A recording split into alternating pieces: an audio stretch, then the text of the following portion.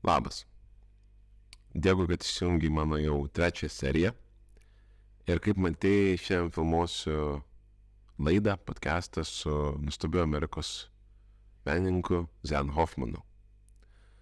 Tai yra kūrėjas, eksperimentatorius, muzikantas ir nuostabiai apsirengęs žmogus. Jis dažnai keliauja po pasaulį. Prieš porą metų buvo Lietuvoje, išvyko ir vėl jis sugrįžo. Tai su tą progą aš jam parašiau ir mes susitarėme susitikti. Ir susitikom labai nuostabiai vietoje.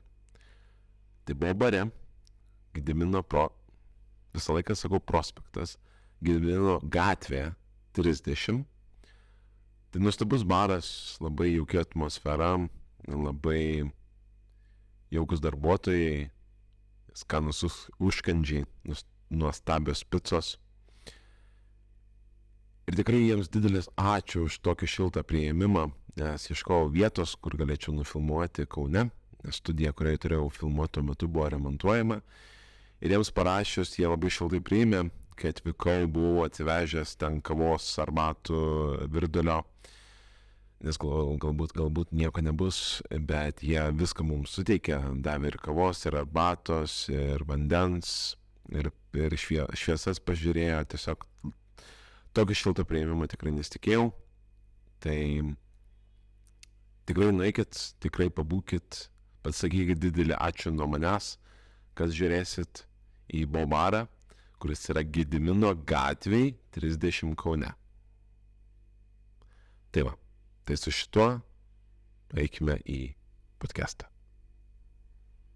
And so I'm figuring out in Galicia that once I've sloughed off the Lithuanian pandemic and the way this situation can't help but beat me down, I get back and I'm growing myself back up. And first it's like, oh, these are the things I need to define. I'm like, oh, this is a great idea. And I start on that. And then you do these other ideas. And after a while, that muscle memory of being able to react to your brain when it doesn't have all these other needs in it. That didn't occur to me. You know, when I'm in Lithuania, I have all the people I'm thinking about and I care about, and then I think I might want to do this project, and so the Ukrainian war is going on, and it's pandemic, and you have all these things competing for your attention. I got to spend it. I just cleared it out. I didn't owe anybody anything, and I could have a lovely selfish moment, and I'm inside. I'm at the beach. I'm doing these things, and finally, like. And so I came back here just, wow, I was activated super quickly. It was super cool to be back. And I was activated by a number of things. And I'm like, oh, I was able, this is a real life example of this. I was able to probably process some intense things to help me understand how I'm going to approach a creative thing in maybe 5 minutes instead of half a day. Because I ask somebody a question and someone gives me a better answer than I'm looking for. And it's not exactly in the wheelhouse, but it's like something so good I can't deny it. So I'm thinking, what am I going to do with that? But having that freedom of having cleared the head was a huge deal for me to be able to, even now that this is all running like this, I can think, oh, I can focus, oh, this thing. So it's, I think giving her, I'm starting in before you even ask me questions, I think giving ourselves room to clear our head of everything at some point is super important, both for our mental health. And we are not good for the world until we're good for ourselves. I mean, I want to do something that's cool and people will like, and if I'm just boom myself, I'm off. I'm distracted by things. I'll react wrong to stuff because I'm just not straight. So it's whatever we can do to ourselves to give ourselves a break. Oh yeah, it's very important in today's world. What's going on around the world? It's very chaotic and scary. So yeah, you have to be. Taking care of yourself. But Zan, before we start, I like starting before we start. Yeah, of course, that's how we do that. You know, you have something on you that you have hundreds of. Oh wow, I've been super obsessed about collecting neckties. But how? Yeah, like you travel a lot. Yes. How do you take them? Do you take them with you? Oh, that's the best thing about traveling is like, wow, I've been collecting neckties for a long time.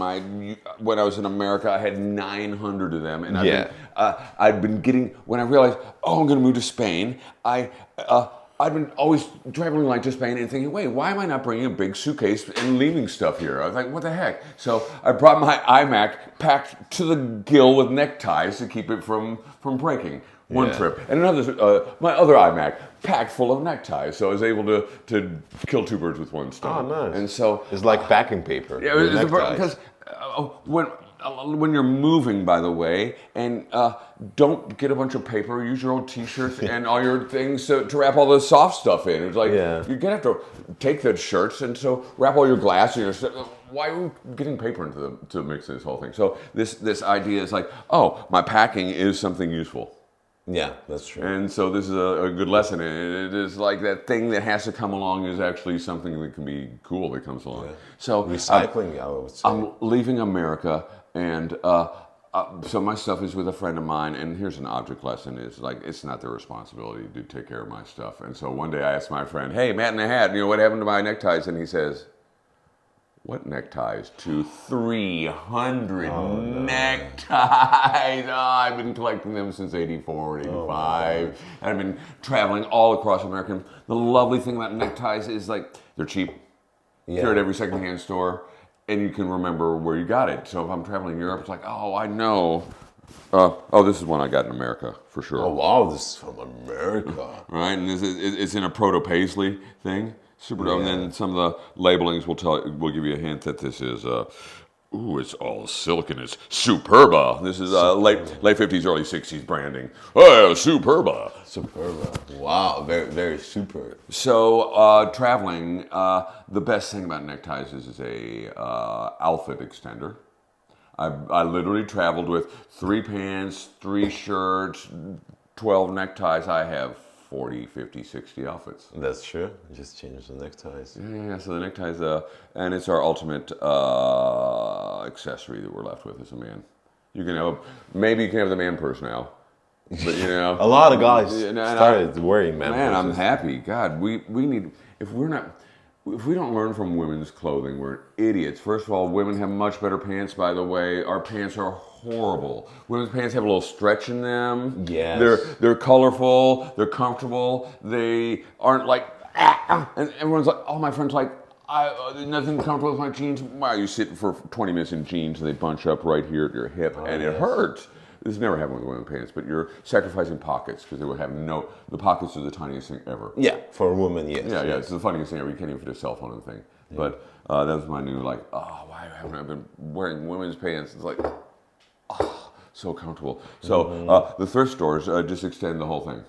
It's like, I travel with the shirts and the pants, underwear, and socks. And in a carrying bag. So there's nothing. So I'm not dragging a bunch of stuff. I'm Ryanairing it. I'm not waiting at a turnstile for someone to abuse my luggage or maybe lost it when I'm in a crucial moment. What do we need? And it's another thing about, I like skipping gears, but it's another thing we musicians need to know who do experimental stuff. Whatever we had in the studio, we don't have to drag every chord, every effect unit, everything with you because you're, my friend Marcus Broy's dragging 5 bags of this and this. Really?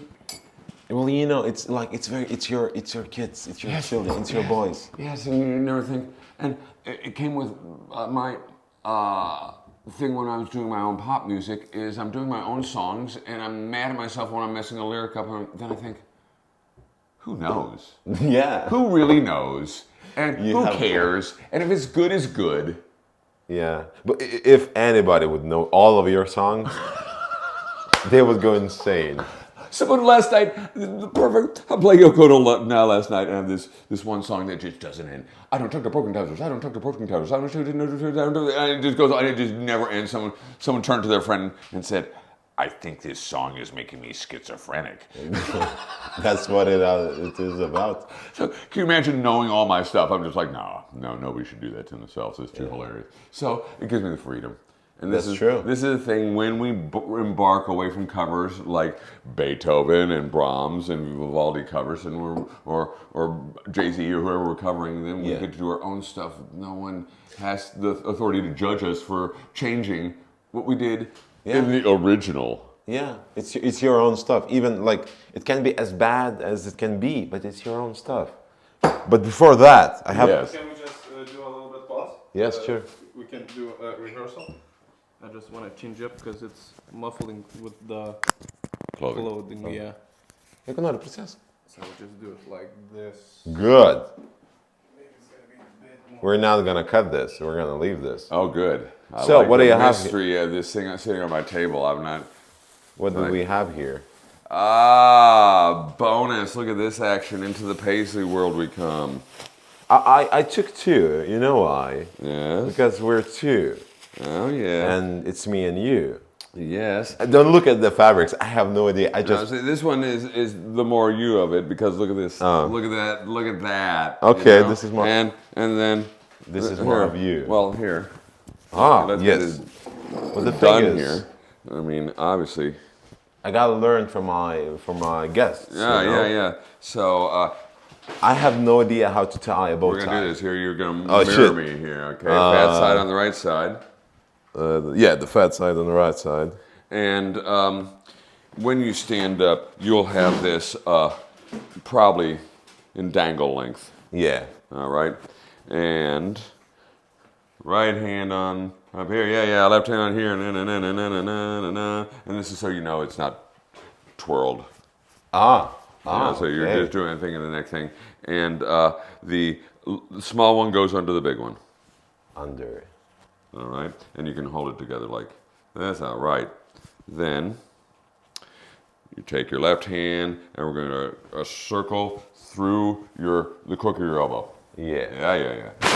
And I've already forgotten how to do it. I love it. I do this so rapidly. Watch. When you do it fastly. Ready? It's like this, and then through. So it's like this. I'm an expert at here. Watch this. Yeah, I'm gonna Okay. just let you do that. Blah, blah, blah, blah, and then through, and then we don't have to waste the whole podcast Well, you know, episode on this awesome treat. Yes. it can be about ties, you know. All right. Nice. I got a tie. Now I'm Got it? fashionable. Now you're fashionably. All right. Now we're ready. Do I need to change my microphone? No, I think you. Oh. Viskas gerai? We will check in the process. Oh, okay. It's gonna be good. Wow. I have a lovely man. La voila. As we say. Okay. Now. I'm gonna keep it outside. I I want to think you show should. off. I started doing this with my new thing is with sweaters. Sweaters and ties. I just pull the tie out. That's my new fashion thing. I'm like, why am I hiding my tie under my sweater? My tie is cool. Yeah. So They're lovely. Because I have this vest. We'll outvest it. Yeah, that's true. It's I think they call it. It's a free piece. Yeah. It's a three-piece if they match. The suit is a three-piece when every part is in an ensemble. Okay, so if they don't match, it's It's a vest and a jacket and a. And hilarious. Okay, one of my favorite hilarious things is what they call American in Europe. Something the classic Spanish thing is the tape that they use in kidnapping. Thing, you know, the silver, all the kidnapping movies. Oh, you kidnap and tape them out. That's Americano in Spain. Oh Yes. So a tape, it would say. American in Europe is a And tape. the jacket in Spanish is Americano. So my Americano. Wow. And this is a really dope one I just got at the Vintage Thrift. Someone once said that bankers are the most important people because they have pocket power. Whoa. And so if you have a three-piece vest, watch this thing. This is a really good jacket.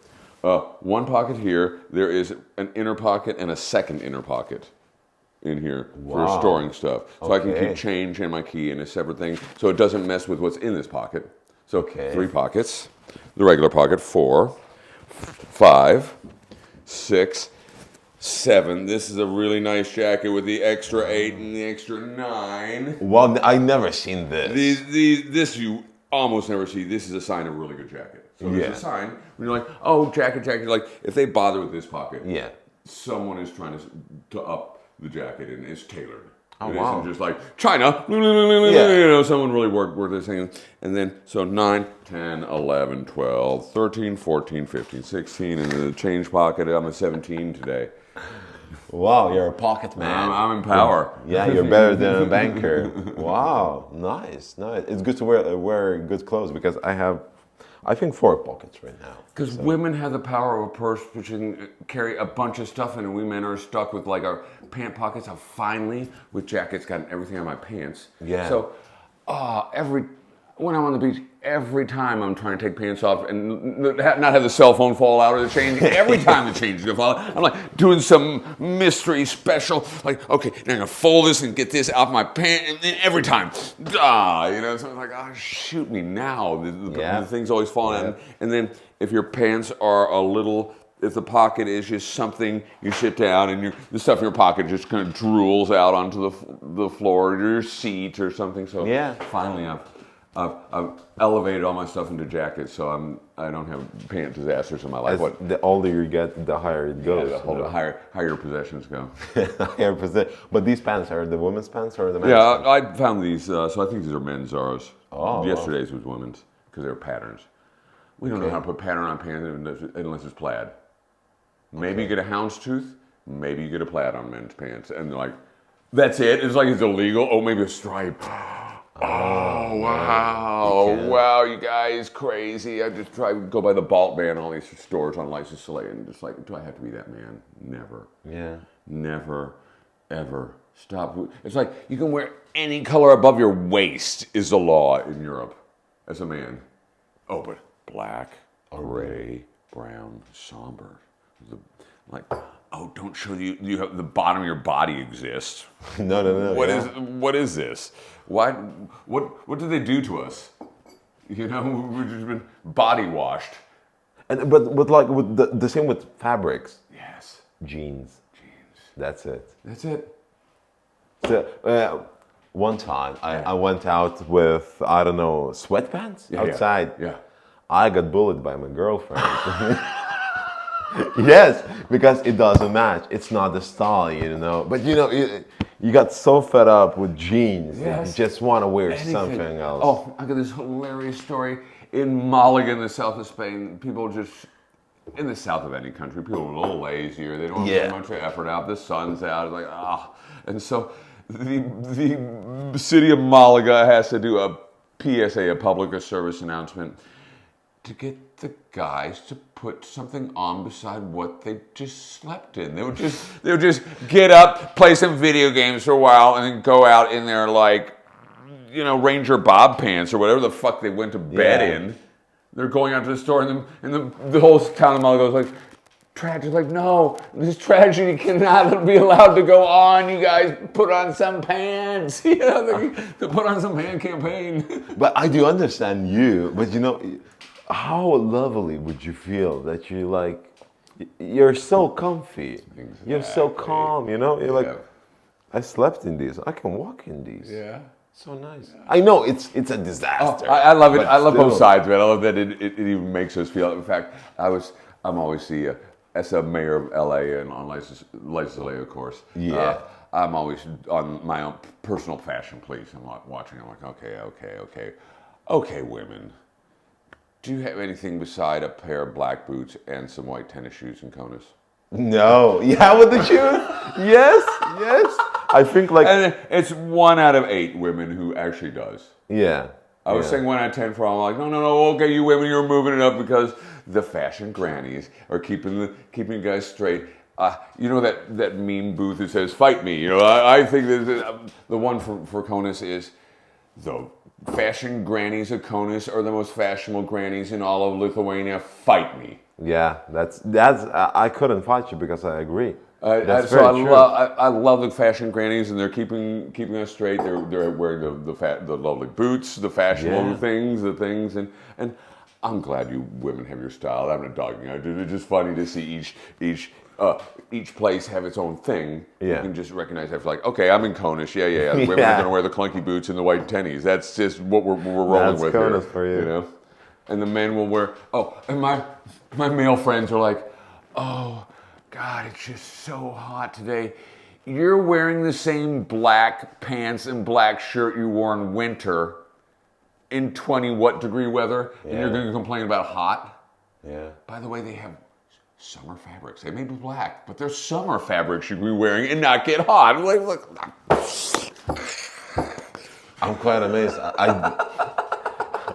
I know more and more in this taco. I never knew that we have summer fabrics. Like it's linen, I think, because it's very breathable. Yeah. The linen are expensive ones. Wow. Yeah. I learned through doing the thrift clothing. Yeah. In the 50s and the 60s, we had all the options. That we just invented polyesters, and we were trying these weights of fabrics, and they have these summer weight suits that are featherweight. They're like super. They're not linen. I don't know what they're doing with these cottons, but they're like, you put this jacket on and it weighs, a couple grams. Yeah. And so Feel naked. And so you're like, oh, it's almost better with it on than not having something on, because it's something light covering the part of your skin that's going to get baked by stuff. So you have actually, I know Lithuania has like 2.5 seasons, but there are actually 4 seasons of fabric weights. Clothing, you have this thing that starts the last day of May that you call spring, and then summer hits like the 2nd day of June. Yeah. And then you have this thing called winter, wintry. Yeah. Followed by winter. Yeah. And we people, I got busted by wintry the first year. Really? Yeah, I had no idea. I didn't recognize that winter follows wintry. So you're like, oh, you got your winter things on. You're like, oh, wintry things. You're like, oh, I'm good. And then winter comes on. You're like, oh, yeah. Oh, I'm not ready for this thing at all. Yeah, oh, wow, okay. This is the other season. Winter. So wintry is like almost winter, and winter is like, oh, I don't feel like being alive. Yeah, minus 25. Yeah. The whole thing is your skin hurts when you leave the. Yes. This is a rule, y'all. It's like, isn't this? No. When your skin hurts when you exit a building, it's winter. I don't feel like being alive. But I know, I do understand. But it's like it hurts your skin, but it's so lovely when the sun hits. It's minus 25. Everything's frozen. Yeah. But it's so beautiful. And I would say it has a stillness. Yes. It's very cool. Yes. And when the landscape's covered with the snows and the little icy covers, it has this crispiness because of the way the sound is going to be reflected off things. Yeah. And so it's got this chill. It's not this Zeppelin sky. That sun brings in something that you're like, color. I feel like living for a second. Oh yes, but it's still no warmer. This sun isn't helping you thaw a darn thing out. But you're thinking, oh, it has this. This quality, I could just feel it on the tip of my fingers, kind of quality, But I don't want to get that for more than 10 minutes. I'm like, okay, got it, And now my fingers are freezing off. Like, can we get inside now? All right, took a great picture. Yeah, but like what I discovered, I'm not a fashionable guy. I like warm. Like that's it for me. So the clothes are warm for me. Like usually guys wear gloves. I don't care. Mittens are the best. Yes, I know. You're gonna have to help me hunt down some fashion mittens. I so need them. Because come on, gloves are for wintry.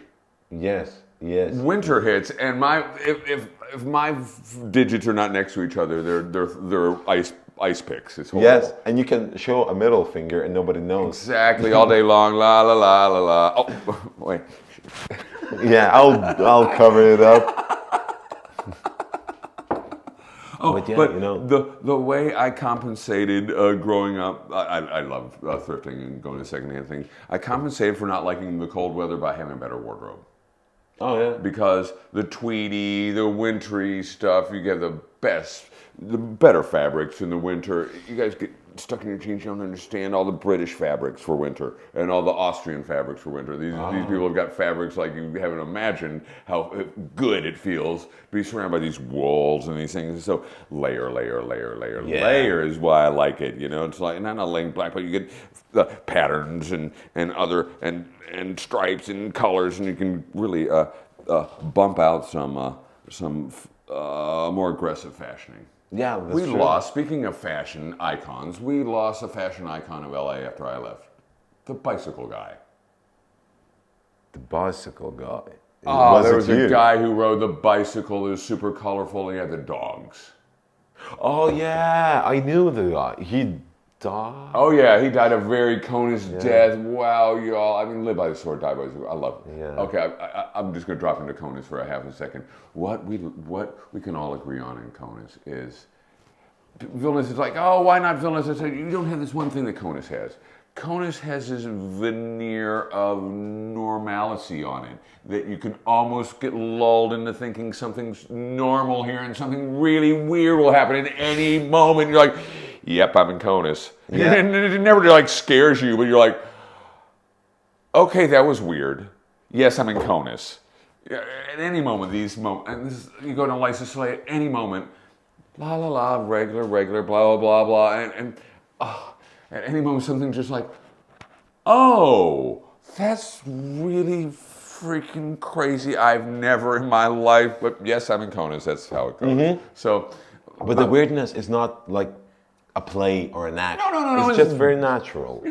No one's like, I'm going to prove this. No, it's just what's going to go down because the weirdness is the normal of these people. Yeah. And this is what we love, you Kanosian freaks. You Kona sapiens are freaking awesome for just like rolling that weirdness out and being not like, oh, I'm scared of showing them weird. Like, this is what we're doing.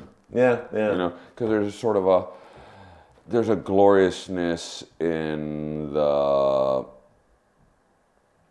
depression and the reality that you have this depression and the not covering up the fact that we do suicides a lot here. Yeah. And it doesn't surprise us.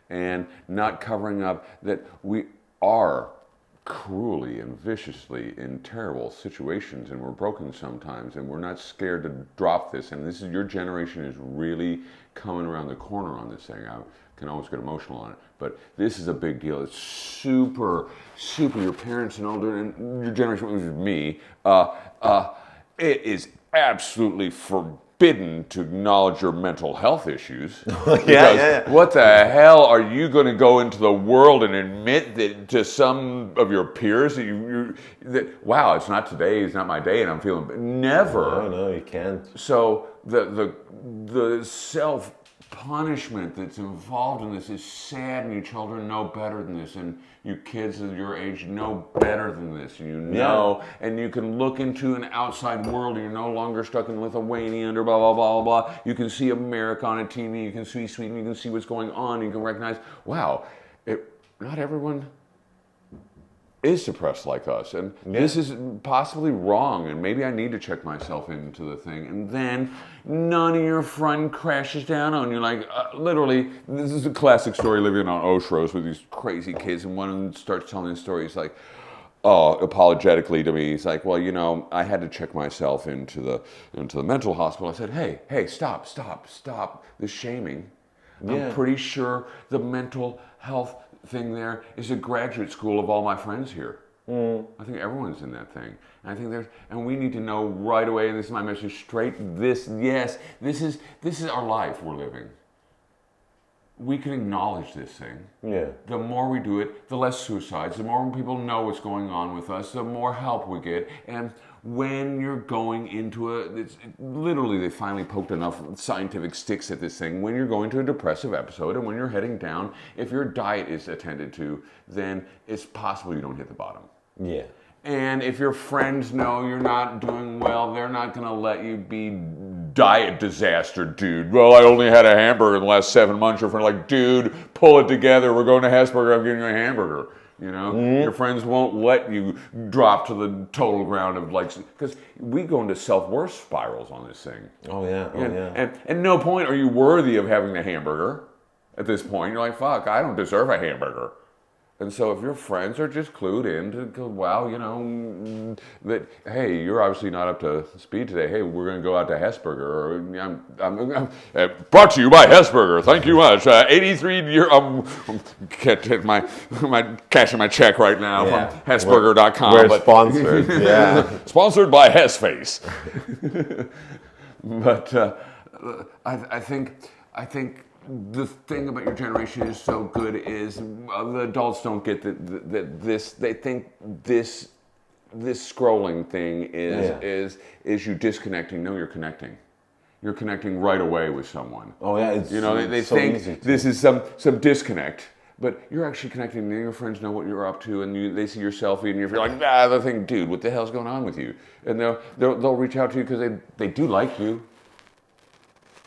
Your friends, you know, they may hassle you, they may give you, they may hassle, but they do like you. That's why they're your friends. And we need this, and Lithuania needs this, and it's coming on. And I'm feeling it. I'm just saying this is good. The more you can normalize the fact that, freaking, we're all broken, y'all. Yeah. You know, and let's see what we can do. You know, I think the CONUS. I have to throw a bone to CONUS 2022. I actually talked to Virginia, the head of this thing, cornered her. Just cornered her. It's so hilarious. I'm Liza Solea, and I said, one outcome of what your job was that you didn't expect is you have positively influenced a mental health situation here in CONUS, because when we're the artists. And we're struggling, and we're going to struggle as artists every time because no one's going to give us the credit. Yeah. And once you get a university, you spend all this money on the university. I have a girlfriend who's just in an ongoing crisis on saying, I got my university degree, and what are you doing? And these galleries are, you know, I had to pay to put a show on at a gallery when I was in university, and how do I get in this gallery, and how do I become significant? And so this question, you're just wilting. You're like, but I'm first like, I graduated from the university, and then you're like, wait, but and this is what world gets and so you. What CONUS 2022 did two things. First, it taught us artists here what the level is for approaching the official level, getting grants and things, and it's frustrating. And my friends were super frustrated. I didn't get my grant, but it's a grow up moment. So this was a good thing. It's outside the university, and no one's throwing sticks at you and saying, oh, you filled out the form wrong. You just either did it right or wrong. Your friends can help you and these kind of things. But so this was a grow-up moment. And the second thing is, I cannot tell you, it cannot be estimated how many suicides were prevented by people who now have self-worth. Yeah. Because they put on one show, CONUS 2022, let them do one little thing, and this means something to the world, that you're in CONUS 2022 and this now is in your resume and your CV, and you think, oh, well, maybe my stuff doesn't suck.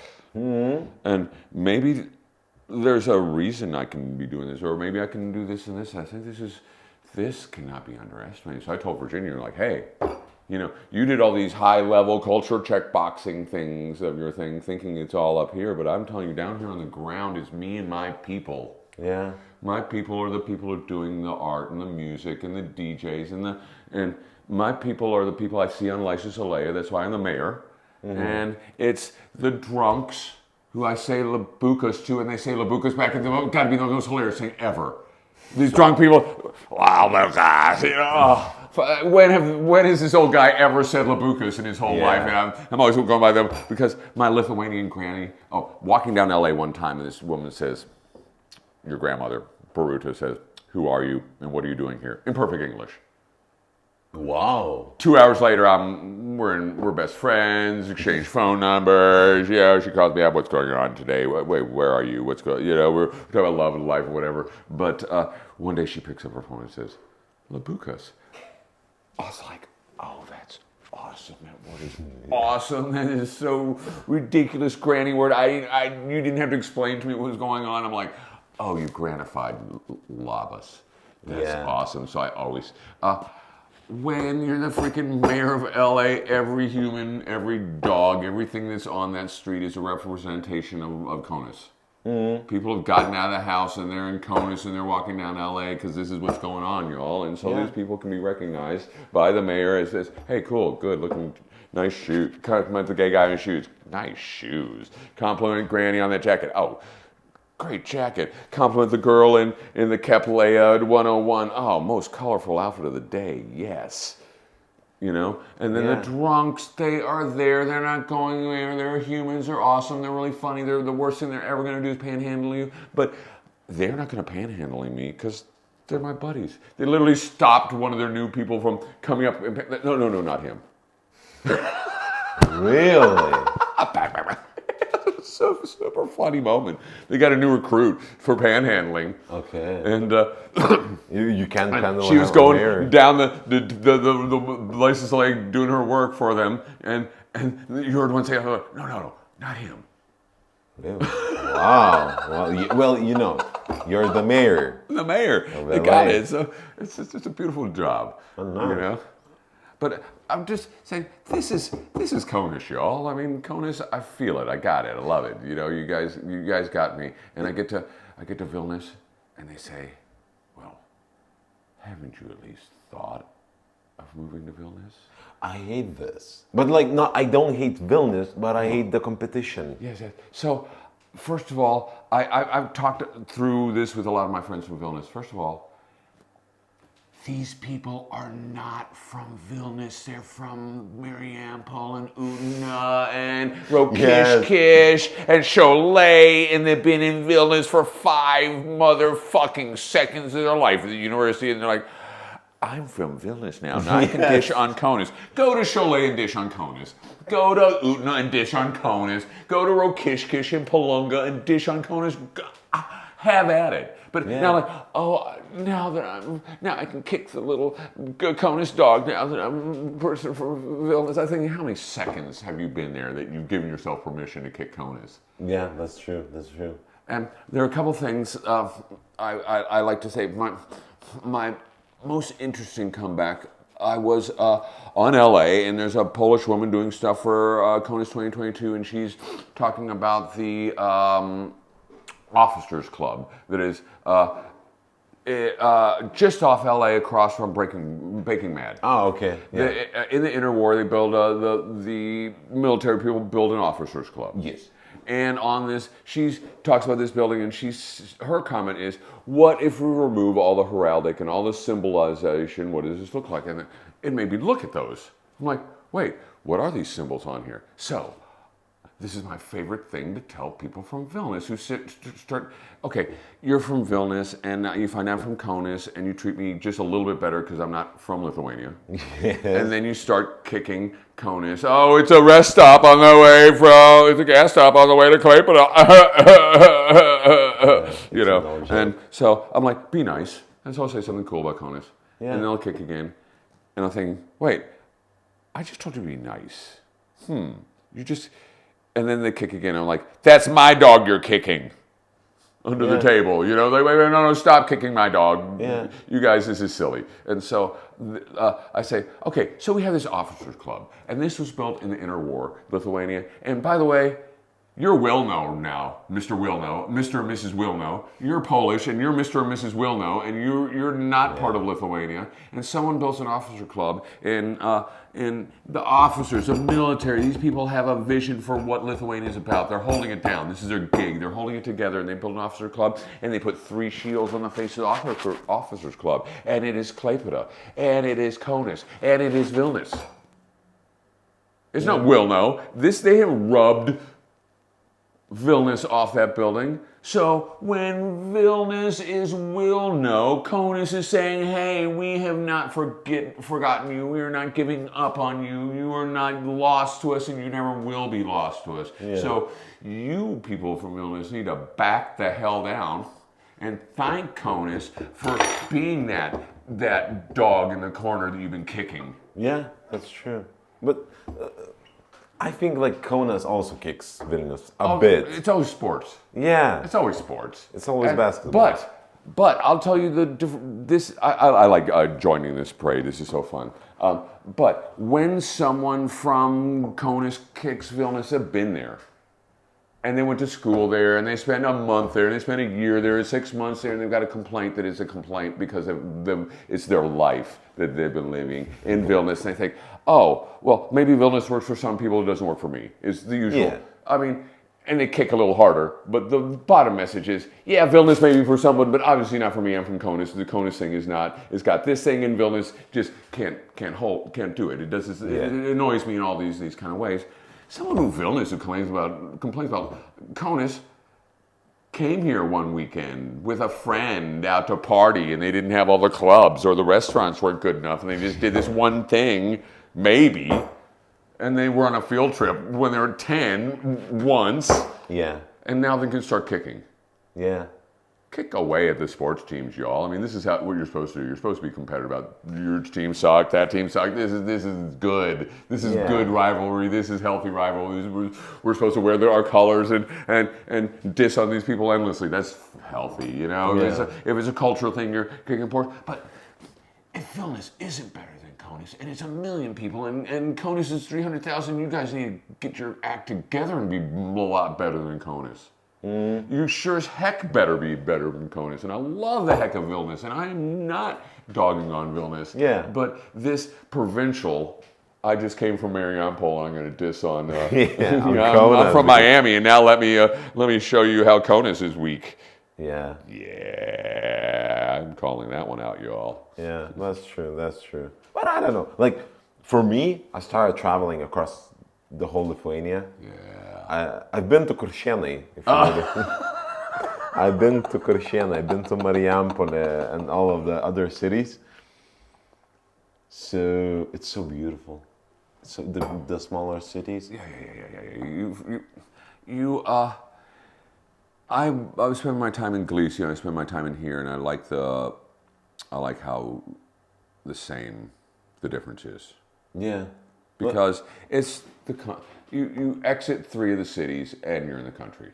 Yeah. And the country has some cities that are 20K-ish. Well, it's quite a big city. If you know, I mean, this is, you know, so you have your Jonavas or whatever you have, and they're ish. And I think the European Union or Spain draws a line at 20,000.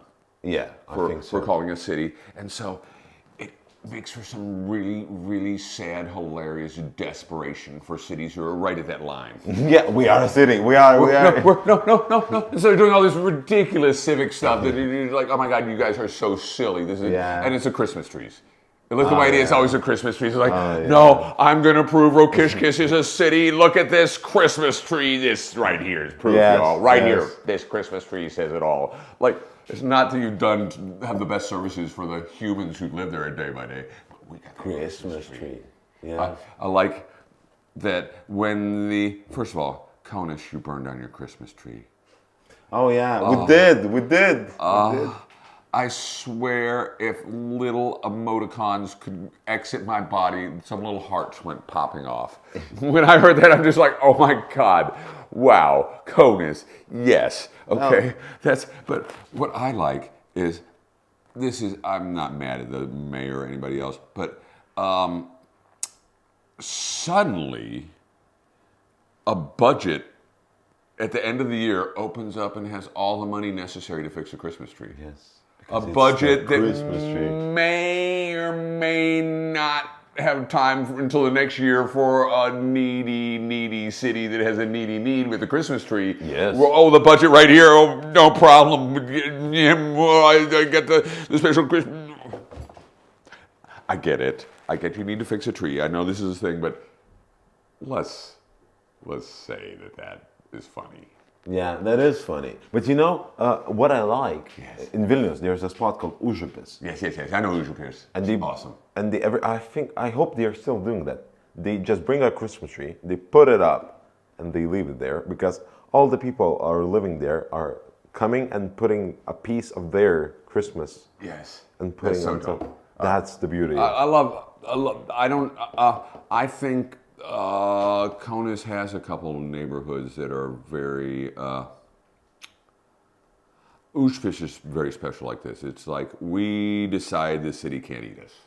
My friend Francisco Lopez is the best thing about Madrid once. He says, Madrid eats villages. One day you have a city and a lot of villages around, and one day, whop, everything goes down, the village disappears, high rises. Next day, everything goes down, the high rise building. And so, come on, Vilnius has been eating villages since for a long time. Yeah. And so Užupis just refused to be eaten. Yeah. He said, no, it's my part, it's artistic part, let's keep this. So that's a beautiful story. I think Kaunas has some unadmitted parts of this. People don't admit these things. But Kaunas Cholet, people are really super proud. Okay, there's one on the hill. Is it Cholet? One of the hill. On the hill, the sleeping district. Is that Cholet? Here, over there? Yeah. Chalet. Yeah, Cholet. And then Chalet. what's Things. and Chalani? What's the Chalani is this direction.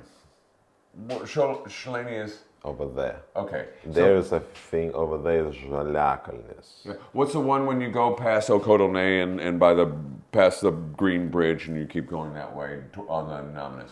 Aleksotas. Yeah. And Gardava. These neighborhoods are super. No one's made a little artist freaking commune out of it. These neighborhoods are super Kaunas. Yeah. And of course, Shalaknis is its own thing. Oh yeah, it's a very bougie. But that's like we recognize we're special thing, and these other things just are, and no one's putting up a freaking medal for this one. But this neighborhood that hugs the Nanas, Yeah.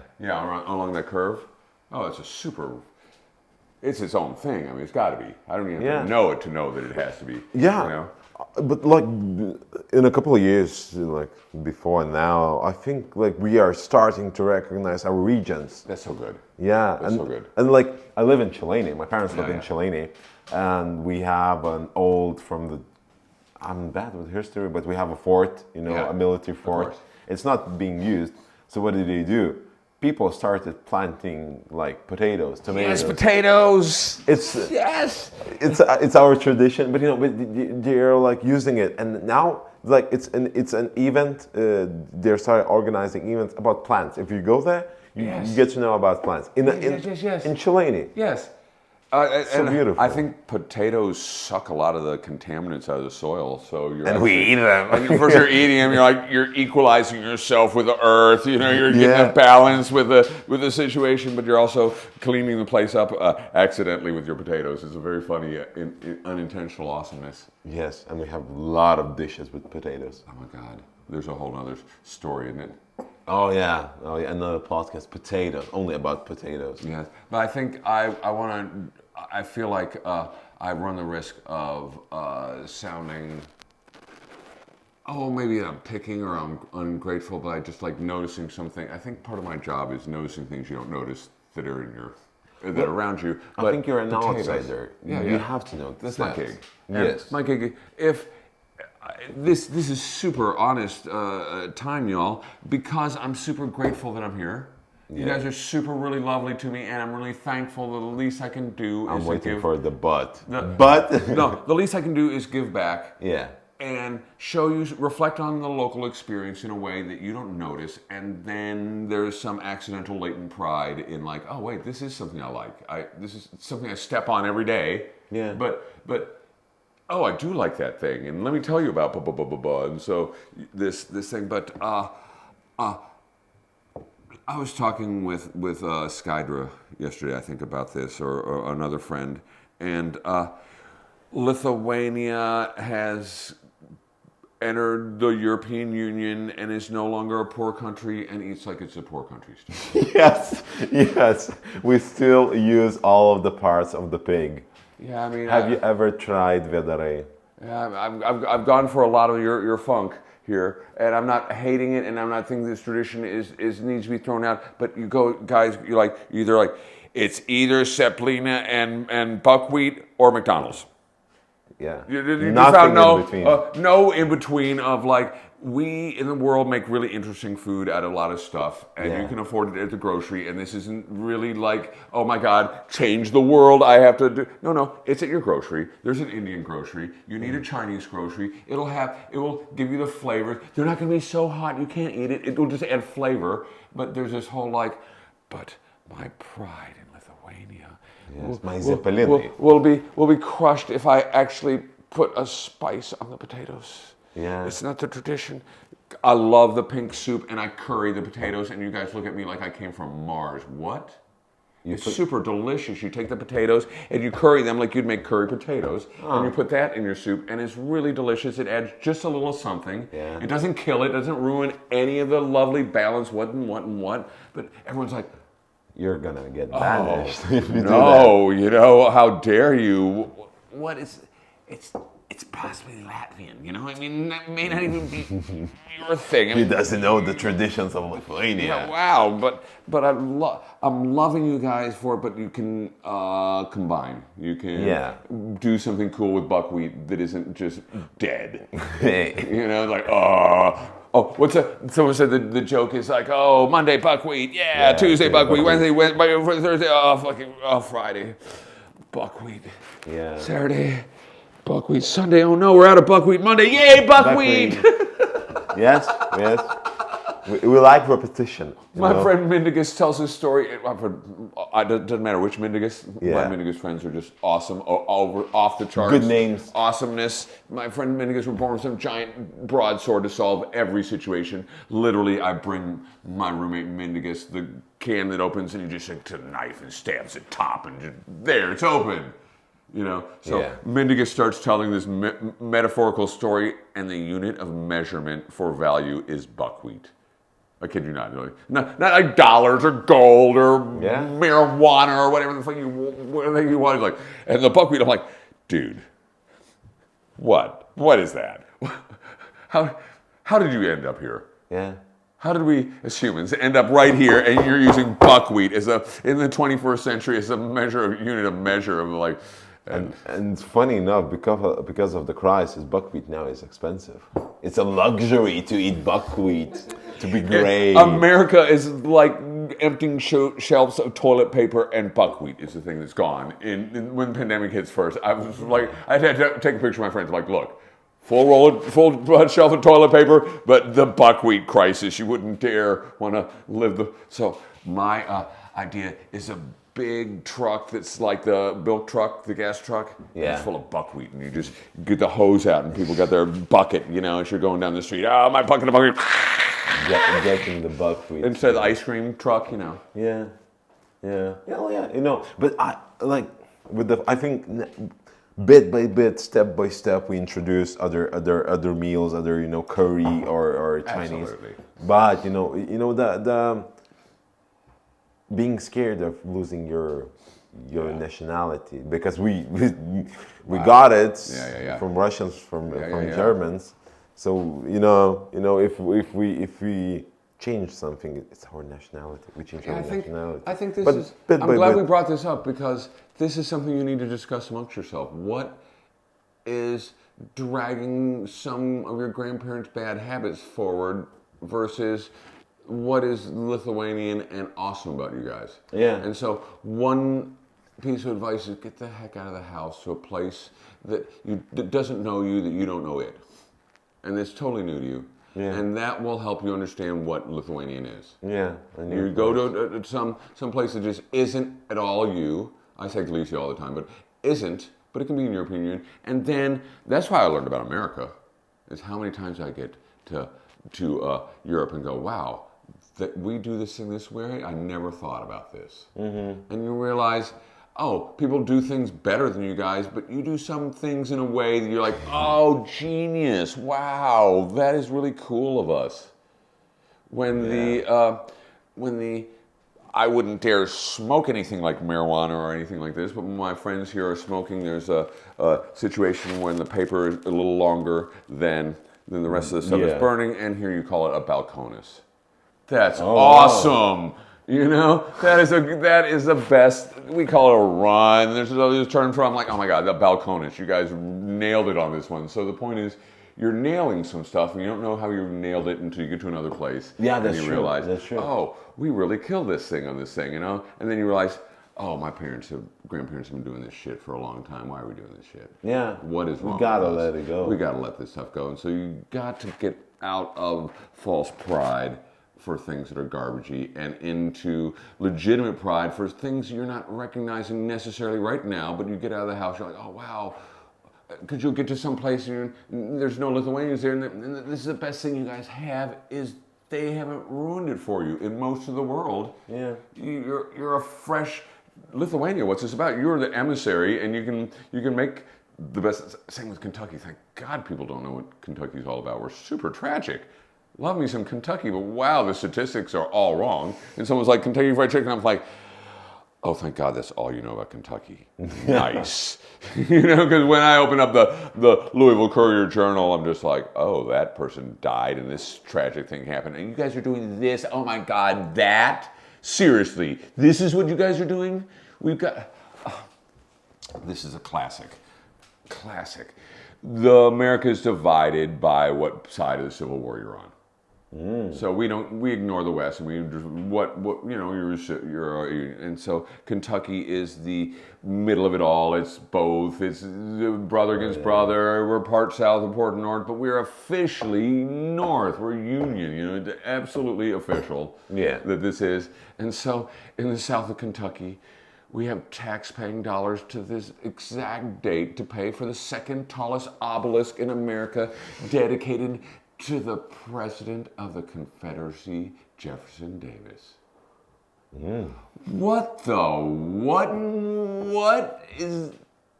And we're paying continually. And they've taken down every Civil War statue ever, and this abomination is still there. So thank God you guys don't know this about us.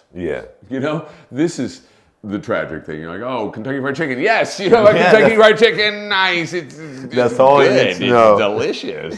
Thank God we don't know. We've still got a statue to the wrong side of the war, and we weren't even on that side. Like, wow. KFC covers that wound up. So. But history, everything. There's a thing that I want to ask you. I don't know if you can talk about it, but you posted it. Okay. So, the beautiful voice. The bel canto? Or beautiful voice? The voice. Oh yeah, I can talk about it just because I can't. How much can I talk about it? I don't know. I haven't signed any papers. Television. Okay. So, if you didn't, you can both. Great story. So, how did it happen? This is such a Kaunas story. I found a detail from it yesterday. Can I talk about it? I don't care. This is another thing that I'm playing a person's birthday party at Parkas. We will not name the person. Okay. And this keeps this in the clear. And I just heard yesterday that they had a friend with the police, and they were getting noise complaints, and the policeman was filling out the form. We checked it out. It's okay. So it was meant to go on. Wow. It's good It was thankfully let to go on. And because of the generosity of someone understanding what this is, and we're not hurting anybody, and there's a birthday party going on here, and thanks for the police for not being, okay, y'all, all cops are not bastards. Look, here's a first example. Some cops, yes, but look, your police force does know that they can, all chasing everything down is... It's not good. Come on. It's not good for everyone. Yeah. Is the reality. That's true. It's intended to be good for everyone, and it isn't.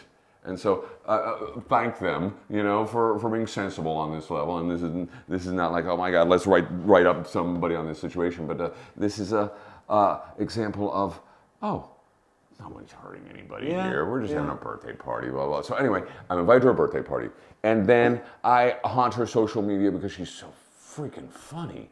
Oh my God, this girl is hilarious. And when her antics are great. So I'm always like, oh my God, great, blah, blah, blah. And so this is an example of how this works. Yeah. This is my special sauce. I'm letting you know how this works. I did a freaking great show. Did I do a great show? Wow. It was like, wow, bam. I did a show that's like for the times. People went there will go, oh God, I saw you at Paracos. Wow. I've heard that. So, I get this message on Facebook Messenger, and it says, "Dear Zan," the alarm goes off. Come on, in Facebook Messenger, dude, what are you up to today? Yeah. Fart. Yeah, this is what's going on. So when you actually get a deer, in your name, something's happening. It's a signifier that something's up. Yeah. Oh, something's up. Okay. And I'm working for The Voice Lithuania now, and someone has asked us if we know anybody's interested who wants to do this thing, but, and I love the buts, when the square world comes up to the artistic world and says, oh, we got a problem, we can't, and we're like, yes, bring on this problem, you squares. I'm always like, oh good, a problem. Yeah. I'm the guy.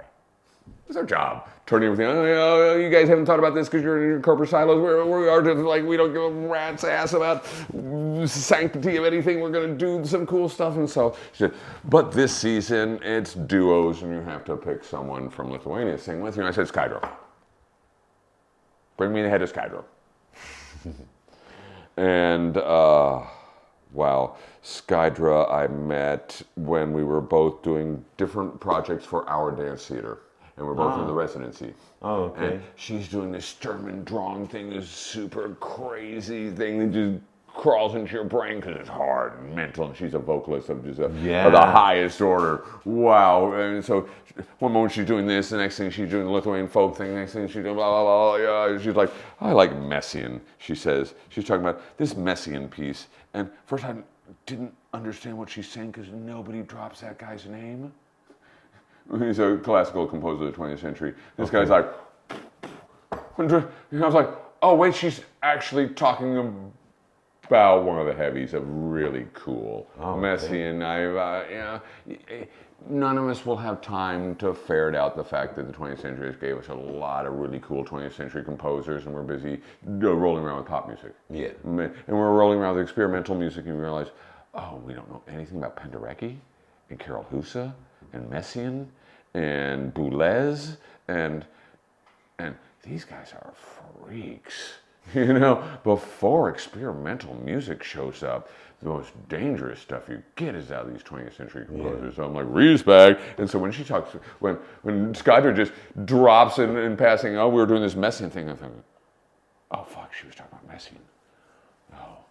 No, nobody's like, I like Messiaen, unless they're like, oh wow, they're onto something really cool. You know, you're it's like when your friend's like, I like Front Fruitart too, and I like Justin Bieber, yeah. But when they pull out something serious, like I like Einstein Neubauten, you're like, oh, you just don't like Einstein Neubauten. That's a sign that you've found something. Yeah. You know. So she's like, yeah, and so I'm like, ooh, Skydra, so Skydra has a potential in her field to be part of that field is overtly serious. But she, in her whole CV, has run away from, you're telling me to do this, I don't like this box you're putting me in. I don't have to, and I'll move on. So this is how Skydra and I are tight.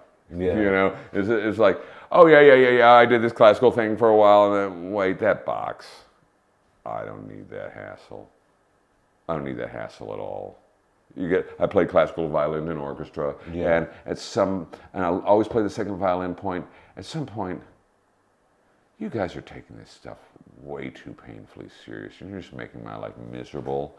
And I'm here to be in the middle of a piece of classical music, and you're squabbling over deck chairs of the Titanic as it's sinking. Yeah. You know, so like Skydra and I were just like, you guys and you're serious, whatever. So I meet Skydra. I'm doing something super hilarious with our dance theater, and she's doing this super serious thing. And the kitchen is in her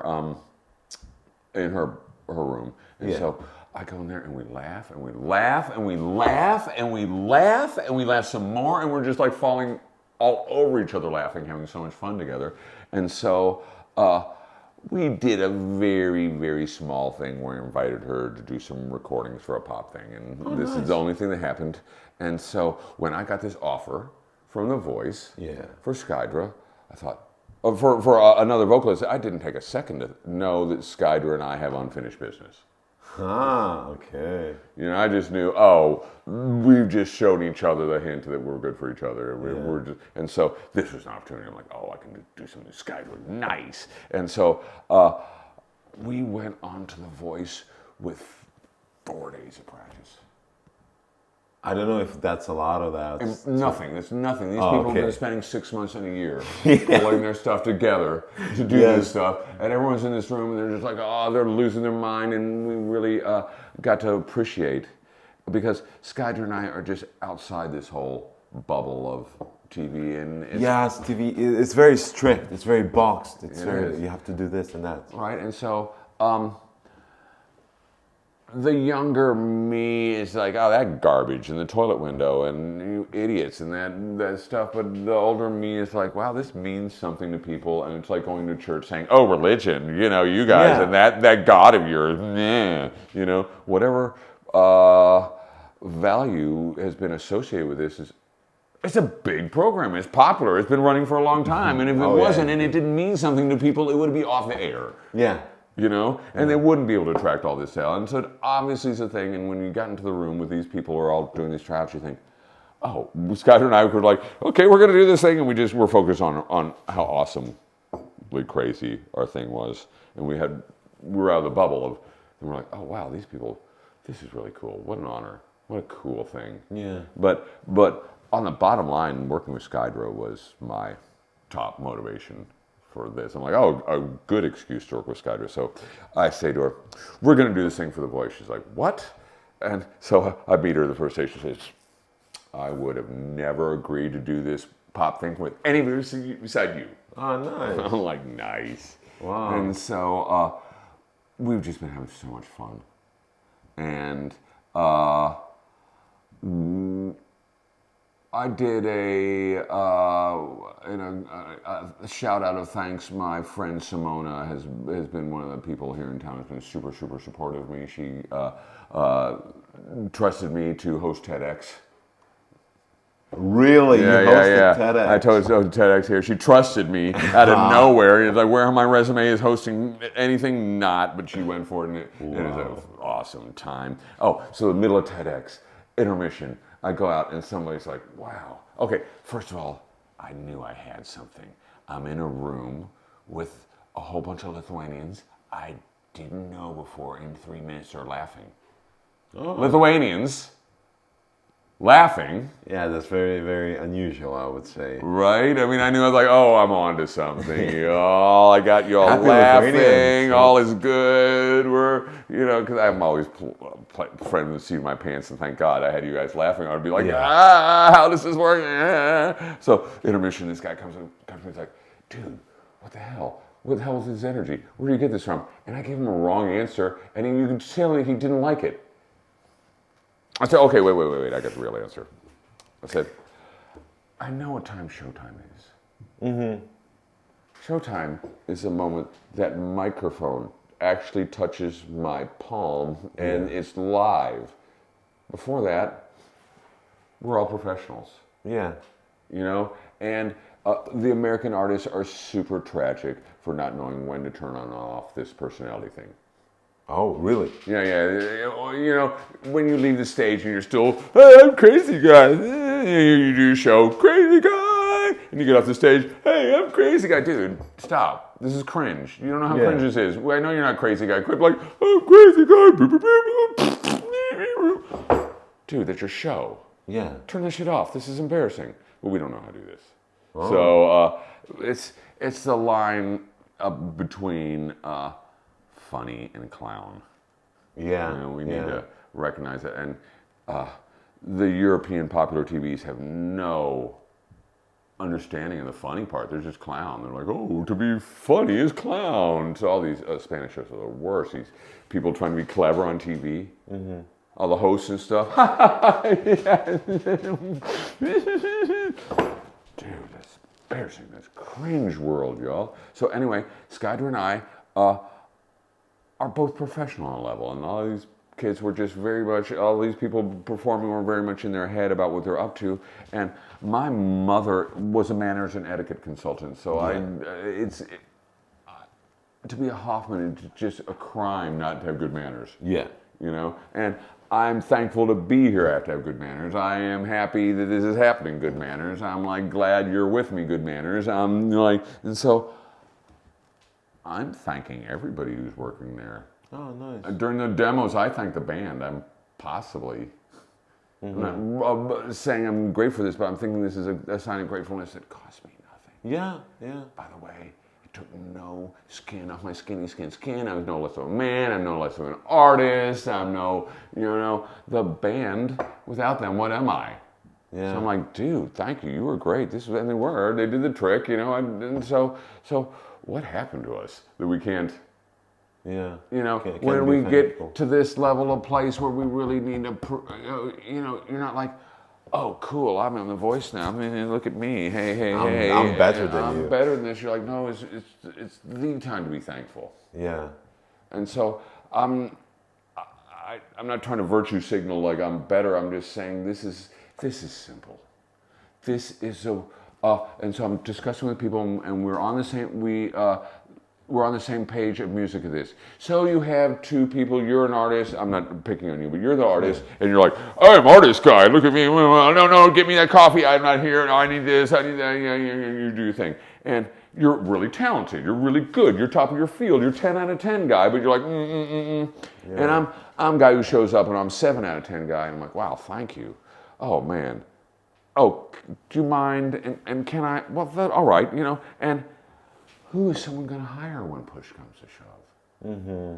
They don't. The 7 person who's nice, the 10 person who's a jerk. These people have to work with that person. These people have to live with that person when the camera goes on and off, and they're like, why would I want this idiot in here who's just like, yes, they're great, and like, So I think I'm just saying not that I'm great, but on a role modeling way, this is how it works, y'all. It's like before we get to be the top of the top, there's a German soccer coach who's interviewed by the Financial Times, and he has these 10 things that got his team to the top, and they don't necessarily have to do with soccer. But one of the best ones is you cannot immediately become the best, but you can immediately become professional. Mm-hmm. So if we're professional, and we're thankful, and we're grateful, and we're human in a place where people are like really harried, and people will appreciate this. And so this is the simplest way to be taken seriously, that people will like you. And then if you're concerned that you're not up to par with everyone else, they'll cut you the slack. And especially when you're younger, they will cut all of us, me, I'm not young anymore, but they cut all us beautiful young people the slack, because then we know we're kind of a mess. Yeah. So if we come across not all like, I'm media influencer, so-and-so, I think we have a lot of shooting ourselves in the foot by trying to prove to some adult world that knows better. Yeah. I'm a cool guy. No, you're not. We know you're not a cool guy. If you're cool, then you're not going to be a hassle for us. You're not be like, guy. So, back to The Voice. So, Skydra and I get to do this thing, and But was it an audition? no, we got pushed to the front of the line. We're so thankful. Oh wow! Yeah, my friend who helped this said, you may not appreciate that you were pushed to the front of the line, and that this is a lot of work for people to get to this point where they're filming. Okay. So, but I recognize, as little as I know about The Voice, that the judges are the red herring. A red herring is something that just distracts you from the reality, just for people who might get it, you obviously get it, but it distracts you from the reality of what's going on, and then now that you're distracted, the stuff that's going on can continue what's going on. These 4 chairs turning around as judges is the red herring of the whole thing. The audience is what needs you, the audience is what votes you, the audience is the one that's giving you this thing. These people are, that you're performing for the wrong people. If you think those judges are the ones that matter, and this is life, y'all. You think, oh, that person in the room matters, and that person in the room matters. No, this person who doesn't matter yet, who will matter in the future, and who will love you. You gave them what they want, and they'll come for you. And here's how I got to The Voice. You know? And then here's how I got to Lithuania. Is always doing my freaking awesome crazy, and then someone who's my friend Laura's who goes by the name Laura Zayon. She's a girl I know in Riga. I caught some notes of a discussion she was having with us, and she says the future will find us, and it'll find us in a place that doesn't exist yet. That's very true. And we haven't thought this thing out. It's such a lovely thing that we're shooting for what we want to do in the future based on what's around us right now that will change by the time we're got our stuff together to give it to the future. This thing, it's changing. So maybe that contact is gone, and maybe they don't do this anymore. Maybe something happened. Maybe someone comes in, a new business thing, and this thing goes down, and we're shooting for that thing. And by the time we spent our 3 years getting there, it's not what it was. Yeah. It's like the 5-year communist plan, you know. We're doing that to ourselves. Why do we do that to ourselves? So this voice thing just came to be because I do my best work always. I don't know who's out there who's going to do me a favor, and whoever's on my team, yay. Yeah. I'm thankful. I try to do whatever I can for them. I'm their friend. I'm there for them. I have personal time with them. When I'm busy as an artist, I carve out a moment for them. This is how my friends stay with me. It's because they recognize, even as I'm supposedly climbing like I am someone now, but as I climb, that they're still there. It's a lovely thing we can do. So this is a life coaching of crazy artists. Zan Hoffman. Zan Hoffman, live crazy artist life coaching. Thank you very much. And as we started, we quickly end. Do you have your last words to say to the people through the camera, through the YouTubes? Kaunas is Gerai. Kaunas is Gerai. Thank you for being here. Look at us. Hey, yeah, we're here for some sporty mothras. Oh, yeah. I like this one. Yeah, I like the gold outline. It's nice. They got this like retro paisley. Yours got the actual paisley on it because I collect paisleys. Paisleys, I find out is you can just fade the voice out. It starts. The video starts. It never ends, you know. Exactly. Yeah, but paisleys are the Brits stealing Indian designs and a factory called Paisley. Okay. Making it happen. Oh wow! Okay. Yeah. Thank you, Marius, for having us. I forgot to tell where we are. B.O. Of course, B.O. We're in the amazing B.O. This is one of my places. If there are places in Kaunas, I didn't mean to be giving Hesburger. It's a pump when this place is really cool. Yes. I was when people ask me where I'm found in Kaunas, it's here. It is Movido. It is Godot traditionally. You know, those are just sort of where my peeps are, and so this is a place we can hang. You know, it's like. It's chill. The stuff's good here. The staff is always. It changes all the time, but it's never like lacking in like. They're very nice. And accommodatingness. Yeah. You know, and then have they reopened, or what happened to their old location? I think it's closed. It's closed. Yeah, but because Kaunas is great, the first location is where I got my first girlfriend, and now I'm here because thank you, B.O. or Blood Orange. Thank you. The original B.O. pulled it off for me. Oh yeah. One last thing. This is hilarious. Here's how I got back to Kaunas. So had a girlfriend. We broke up. That's fine. Yeah. You know. Yeah. And I leave Kaunas, but I do really well here, and I loved it here, and I love the people here, and it's awesome. I'm thinking, oh freaking! I'm going back to Spain like the dog with his tail between. It's like, what happened? What's going on here? Then I thought, wait. There's only one person in Kaunas that doesn't like me. So I came back. There's more people. So what I wanted to tell is to say B.O. a big thank you for having me here, for giving us cups and tea and coffee. Delicious. And it's an amazing place to come. So it's in Gedimino 30th Street in Kaunas, near the Sobaras. You'll always have fun. It's a block from LA. Yeah, it's a block from LA. I mean, it's very near. It's right by the bus stop, which is like super crucial for getting in and out and around. So after having a night out, it's halfway between here and Acropolis, so it's in the zone.